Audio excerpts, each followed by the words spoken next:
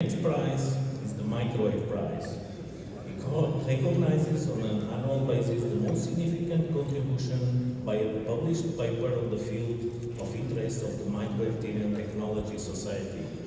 The Microwave Prize is the Society's oldest award, and this year the award goes to the following paper, which is called Multimode W-band and D-band MIMO Scalable Radar Platform. And the awardees are Wael Ahmad, Maciek Koszarsky, Arzu Ejinkav, Salah Abozaid, Edmund G, Dietmar Kissinger, and Jan Vessel. So I'd like to ask their if they come to the podium.